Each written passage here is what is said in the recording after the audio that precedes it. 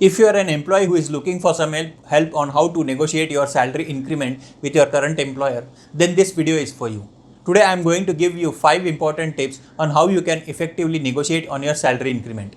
You will learn about some of the important things that you need to do even before having discussions for a salary increment. Hello everyone, my name is Lokesh and a warm welcome to my YouTube channel. I am a recruitment specialist based in Mumbai and I make videos to help the job seekers with their various doubts, queries and concerns about the job market. So without any further delay, let's begin this video to learn something new today. But before we begin, let me remind you that if you are a first time viewer or if you have landed on my channel for the first time, then click on the subscribe button and the bell icon so that you will receive the notifications of my videos as soon as I upload them. Also, I would request you to share this video as much as possible so that we can reach out to many more people, and do encourage them also to join this channel. So let's begin this video.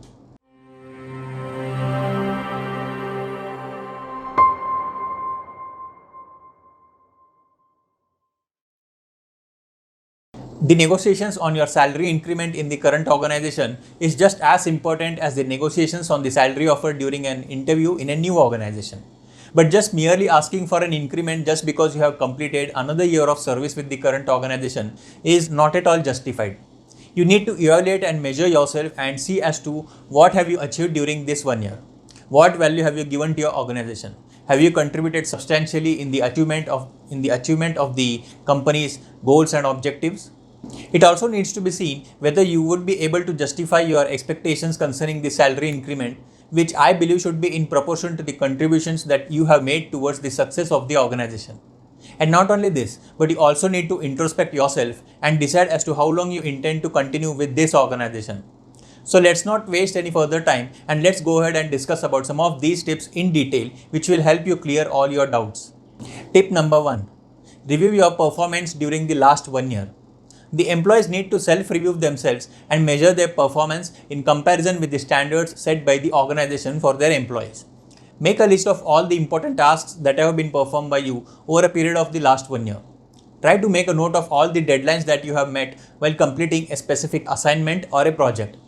This is the very first step that you need to do, because after all, the organization will be measuring this parameter of yours to decide on the scale of the salary increment to be given to an employee. Now let's say on a scale of 1 to 10, any score of around 7 and above with regards to your performance will be considered as an ideal one. Tip number 2. Know your position. An employee needs to know as to what his position is in the organization, what kind of roles and responsibilities he has carried out during the last 1 year. He needs to review if he has performed any responsibilities which were outside the operational jurisdiction of his position. Make a list of all such tasks and see as to how they have helped you in bringing out the best out of you. The employers always like it when any employee adopts an out-of-the-box thinking approach towards the completion of their tasks and objectives. This one will surely enhance our performance ratings whenever the employer has to work out a decent salary appraisal structure for the employee. Tip number 3. Know your organization's financial standings. Now, no matter how well you have performed during the year, the extent of the salary increment will also depend upon the financial richness of the organization. If the organization has earned more profits which has exceeded the targets, the company will be in a better position to grant its employees a decent appraisal. But this would not be at the expense of the quality of your performance during the 1 year. And also it makes more sense that more the profits, better are the chances of getting a rewarding appraisal. Tip number 4. Know your organization's appraisal policies. Now, once you are aware about the organization's financial standing, you also need to know about the appraisal policies of your organization. It's true that the organization has a confidentiality clause with each of its employees, which clearly states that an employee is restricted from sharing his salary structure as well as his appraisals figures with another employee. So sharing the details regarding your salary increment with your co-workers is never a good idea, since this may also lead to some conflicts within the team. But as we know, the employees somehow are able to know about the salary and the appraisal components of another employee.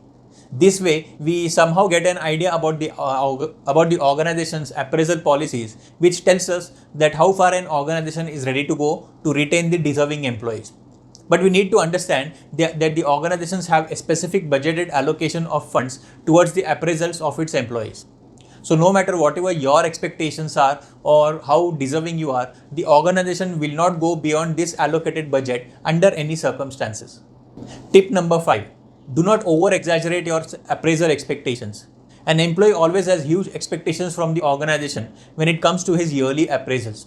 He may expect to get an appraisal of 20%, 25%, or 30% from the organization.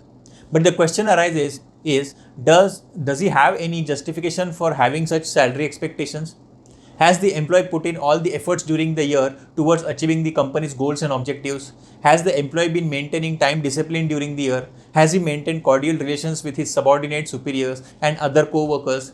Apart from this, there are other factors also which come into play during your appraisals. It would be completely illogical to expect any sort of a decent appraisal if you have fallen short on any of such parameters. My advice is that you should not exaggerate your appraisal expectations without self-reviewing or analyzing yourself on these parameters.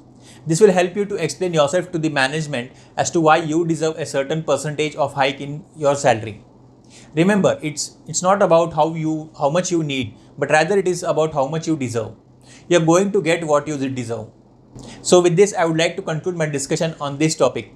I hope that after watching this video, you have much more clarity about how to negotiate on your salary increment with your current organization. Watch this video over and over again till the time you familiarize yourself with all the important tips that I have shared with you. I hope that you enjoyed watching this video and were able to learn something new today. Stay tuned to my channel for more such informative videos. In case if you have any queries, opinions or suggestions regarding the content that we have discussed in this specific video, then please leave a comment below. I will be replying to them personally on priority. Once again, I would like to remind every one of you to hit that subscribe button and the bell icon and keep on supporting my channel, which will encourage me to bring more quality content for all of you. Please share this video with as many people as you can so that we would be able to reach out to maximum people. See you again in the next video. Thank you.